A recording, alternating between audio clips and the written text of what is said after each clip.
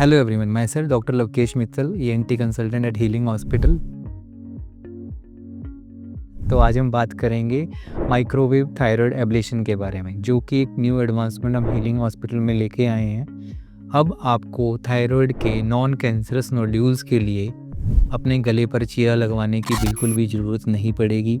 एक सुई के माध्यम से एनर्जी पास करके नॉन कैंसरस नोड्यूल्स को छोटा किया जा सकता है, और जो उसकी मेन प्रॉब्लम्स, जो हमारे को बाहर दिखता है तो बुरा लगता है या फिर सोते हुए सांस रुकता है, तो ये प्रॉब्लम्स अब हमें बिना सर्जरी के ट्रीट की जा सकती हैं। और इस टेक्नोलॉजी को प्राउडली हम हीलिंग हॉस्पिटल में लेकर आ चुके हैं। तो समझते हैं कि कौन से नोड्यूल्स इससे हम ठीक कर सकते हैं।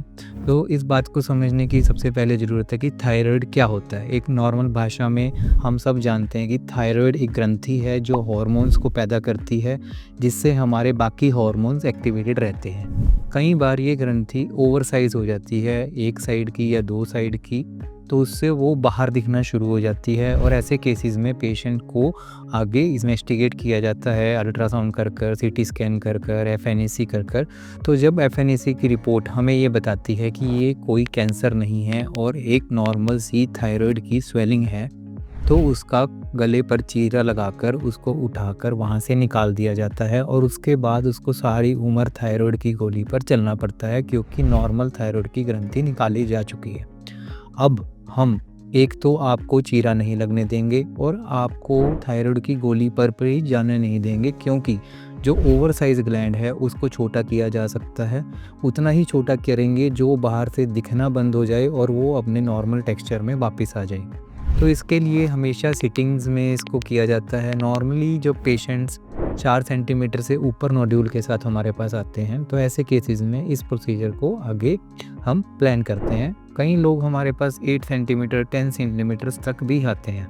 तो इस बात को समझने की ज़रूरत है कि जो चीज़ अगर 2 साल उसको बढ़ने में लगे हैं या 3 साल उसको बढ़ने में लगे हैं, तो एज अ मैजिक हम उसको एकदम से कम नहीं कर सकते।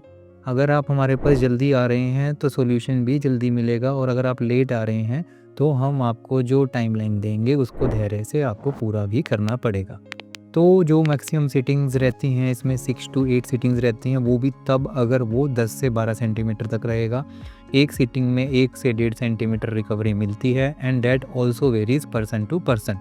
आप 4 रोटी खा सकते हैं, मैं 2 खाता हूँ, ये सब पर्सन एबिलिटीज़ रहती हैं। तो वो बॉडी की हम 1 या 2 सीटिंग के बाद उसकी एबिलिटीज़ को समझकर आपको फाइनल ड्यूरेशन बताते हैं।